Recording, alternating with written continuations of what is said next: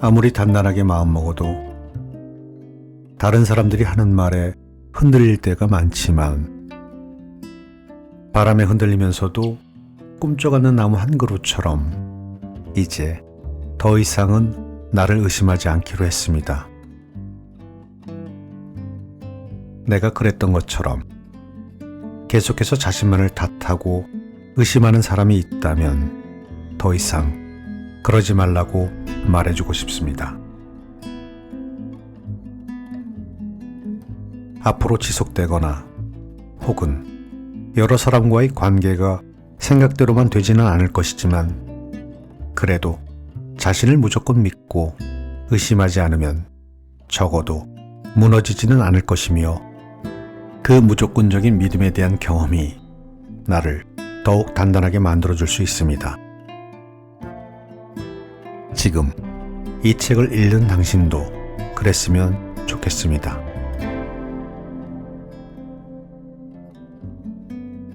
오늘도 여러분 곁으로 찾아온 책엔 깜씨입니다.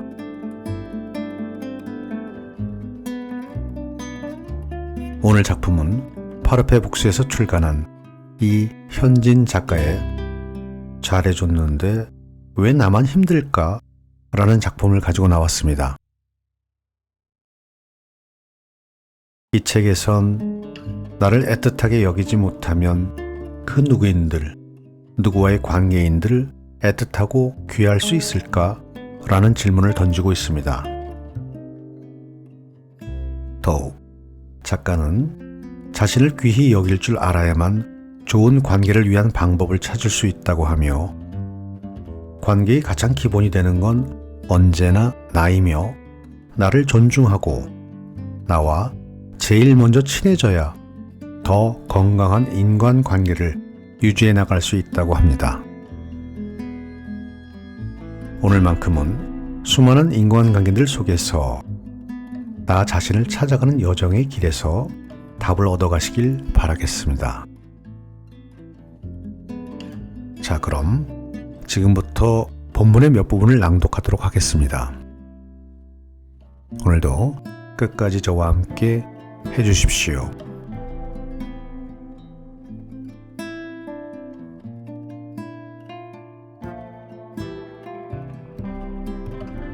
그때 내 마음은 이랬습니다.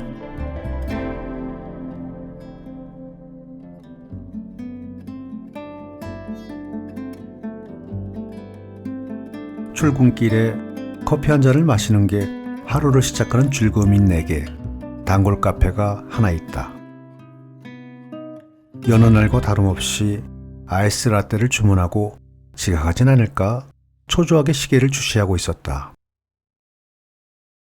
출근 시간이 조금 이른 편이라 카페도 막 문을 연 상태였는데 갑자기 아저씨 한 분이 급하게 카페 안으로 들어왔다. 그 아저씨는 5,000원 지폐를 던지다시피 내더니 아메리카노 아이스로 라고 말을 내뱉고 나를 스쳐 지나갔다. 놀랄 틈도 없이 곧이어 던져진 또 하나의 말 한마디는 이것 좀 열지 라는 말이었다. 잠긴 노천 좌석의 문을 열어달란 거였다. 네, 바로 열어드릴게요 하고 내 눈치를 살피던 카페 직원분은 곧바로 열쇠를 챙겨 문을 열어주고 다시 돌아와 커피를 내리기 시작했다. 뭐지? 카페 사장인가? 아니면 사장 친구인가? 왜 반말이지? 라고 생각하며 내 커피가 나오길 기다리던 찰나 싸구려 말 한마디가 더 던져졌다. 그거 뭐야? 플라스틱 컵에다 담아줘. 나 담배 한 대 피고 조금 있다 나갈 거니까. 썩은 우유를 마신 듯한 표정의 직원분과 못 볼 것을 봐버린 표정이 나는 눈이 정통으로 마주쳤다. 등장만으로 두 사람의 기분을 언짢게 했던 그 아저씨는 흡연실을 찾아 계단을 저벅저벅 올라갔다. 침묵을 깨고 말을 꺼낸 건 나였다. 혹시 저분 아는 분이세요?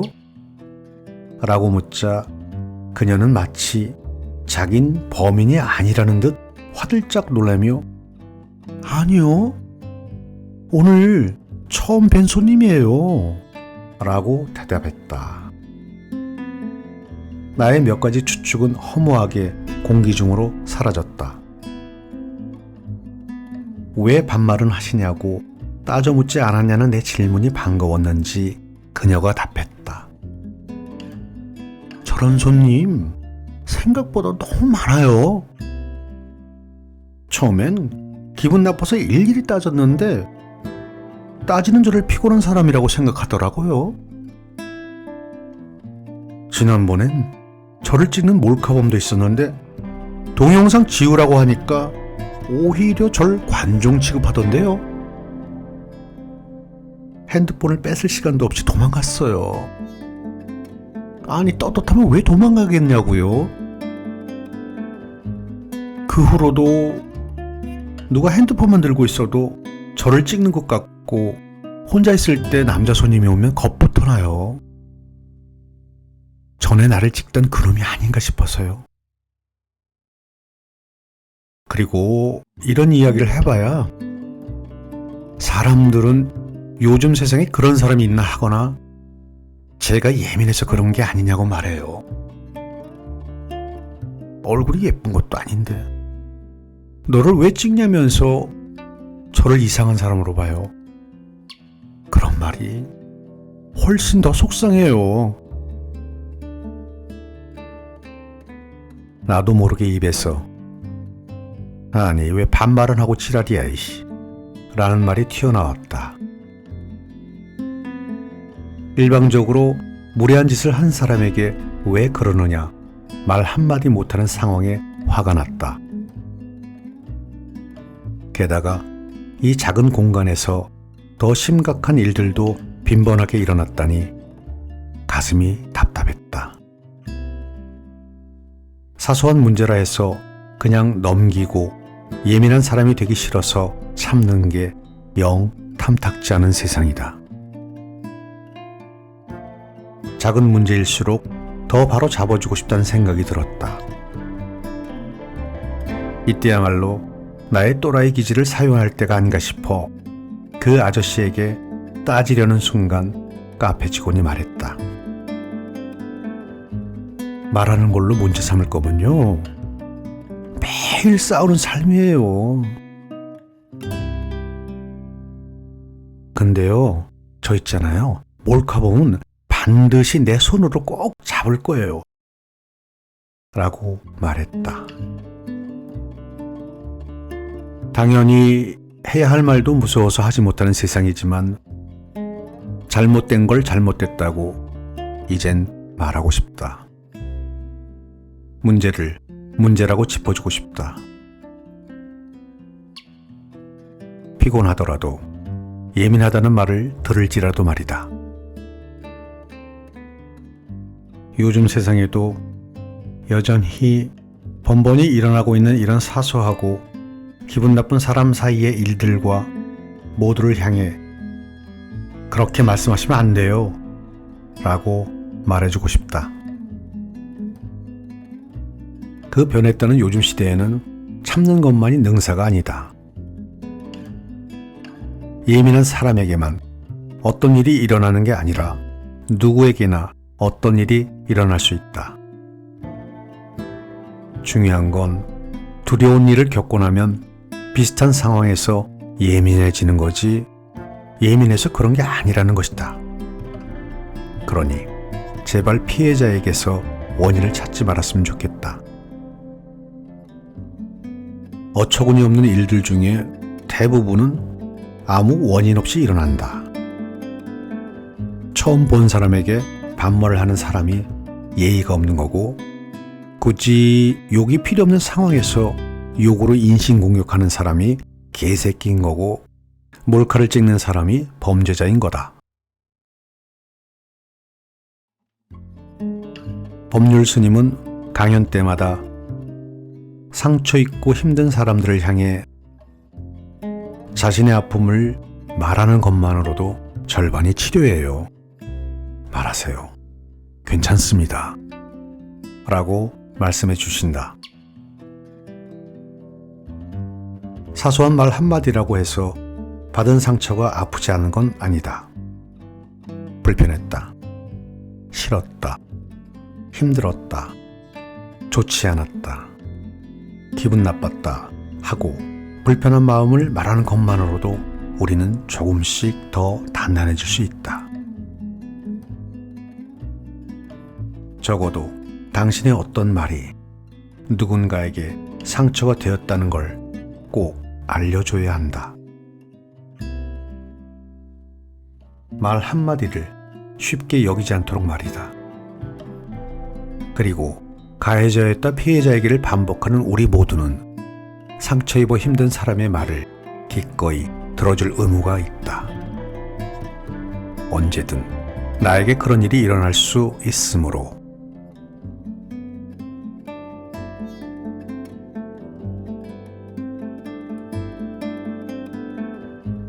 넌 아직도 착한 사람이 되고 싶구나.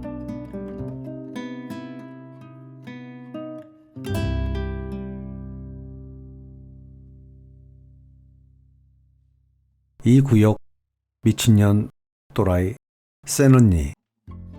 해야 할 말을 잘 못하는 사람들이 뻔뻔해져야 할 때 쓰는 터프한 가면들이다. 이런 극단적인 가면을 쓰지 않고도 다짜고짜 소리를 지르거나 욕부터 내뱉는 인간성이 결여된 사람들을 대처할 수 있다면 얼마나 좋을까? 그러나 호의가 계속되면 권리인 줄 안다 라는 어느 영화의 대사처럼 착한 호의 앞에서 하이에나로 변하는 사람들을 자주 목격한다. 그들은 누군가의 호의가 매우 만만한 모양이다. 예전 한 회사에서 유독 내 동기에게만 소리를 지르는 선배가 있었다. 동기는 해외에서 오래 살다와 한국말이 서툰 게 콤플렉스였는데 선배는 그의 말투를 이유삼아 못살게 굴었다. 그에게 전화해서 다짜고짜 욕설에 소리부터 지른다는 선배는 내 앞에선 그러지 않았다. 동기는 그런 선배를 싫어하면서도 자신의 말투 때문에 매번 마찰이 생긴다는 선배의 말을 듣고 난 이후 더 상냥하게 선배를 대했다. 똑같은 사람이 되긴 싫다고 했다. 소리 지르는 사람에게 같이 소리 지르면 왜 똑같은 사람으로 비춰지는지 나는 이해되지 않았다. 아무튼 동기는 자기만 잡으면 된다고 했다. 그러던 어느 날 난 듣고야 말았다. 야, 이씨 하는 전화기 너머 선배의 목소리를 분명히 들었다. 동기는 그저 어떻게 할까요? 라고 질문했을 뿐이었는데 말이다. 그 뒤로도 충격적인 욕설이 이어졌다. 놀란 마음에 나도 모르게 전화를 뺏어들고 소리쳤다. 윤미씨, 똑같은 사람이어도 돼. 나쁜 사람 만나면 나쁘게 돼. 소리 지르면 소리 지르고 말이야. 욕하면 같이 욕하라고. 따박따박 따져. 혼자 착한 사람 하면 누가 상 줘? 그거 착한 거 아니야. 직급이 높다는 권리로, 나이가 많다는 유세로 맥락도 없이 소리 지르고 화내는 사람한테 그런 말 하시면 안 된다고. 그렇게 말하는 게 뭐가 나빠? 알려주는 거잖아, 오히려. 그런 사람들은 자기가 화내고 소리 질렀을 때 아무 말 없이 깨갱하는 사람들을 아는 거야. 그러니까 같은 짓을 반복하는 거라고. 사실 내가 화가 난 이유는 그에게서 과거의 내 모습을 보았기 때문이다.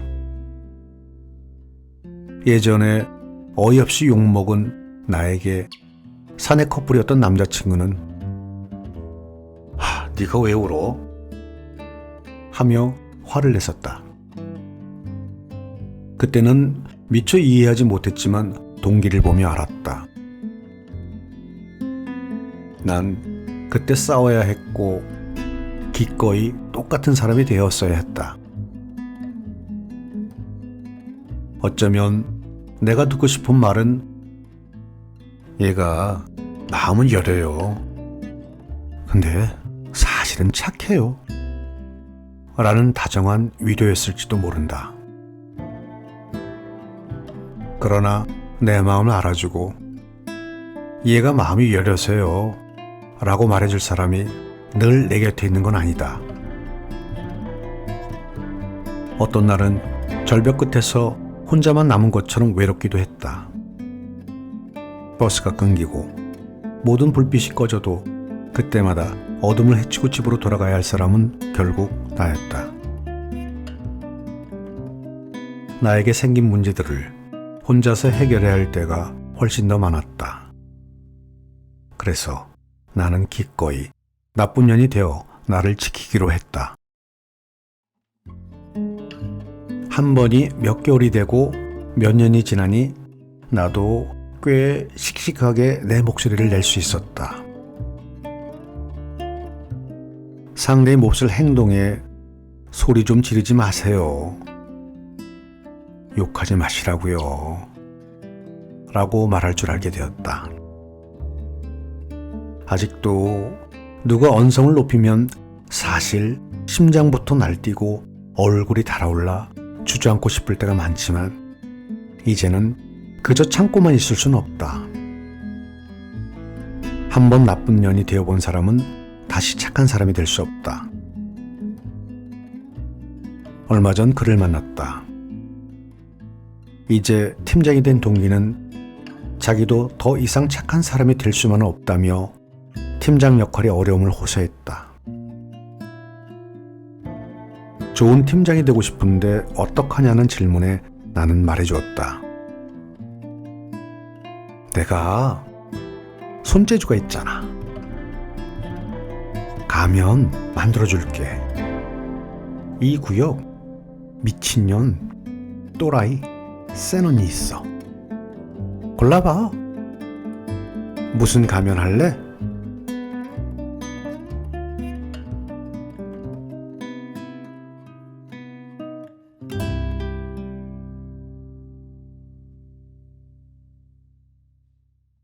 오늘 낭독은 여기까지 하겠습니다. 오늘도 끝까지 저와 함께 해주셔서 감사합니다.